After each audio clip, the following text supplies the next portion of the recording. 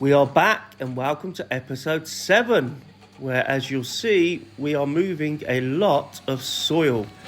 I say we, as I said in the last video, I got a professional landscaper in to move this. I think there were 2 or 3 grab lorries in total, 40 tons to move, which was far too much for me, both sort of physically and from a logistical point of view.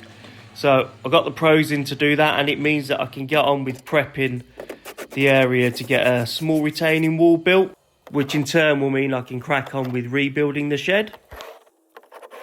So as previously explained, all the materials were dumped on my front garden rather than the back. So it did take a couple of hours to move around all the blocks you can see behind me here. And the sand, the ballast was around there too. I'm just getting this prepped now because the first thing I need to do before I do anything else is to get the concrete slab sorted so I have a nice sturdy base to build that wall on.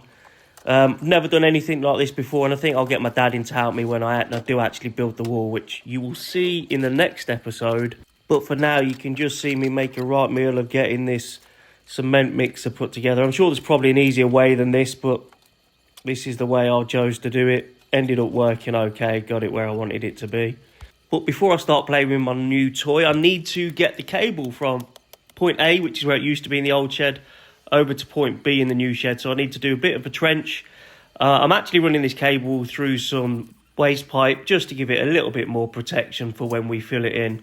It probably doesn't need it, but I've just done that anyway. With the first part of that dug in, I could crack on now. And I'm doing a mix of 4:1 for the concrete, which is probably the most common ratio from other people that I've either spoken to or seen do it online. And what's the worst that can happen anyway, other than the wall falling down and collapsing?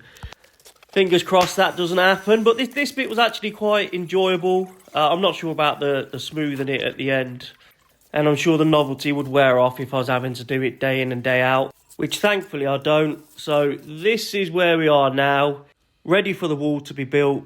Thank you very much for watching. If you like what you've seen, please like, comment, subscribe, and I'll see you next time.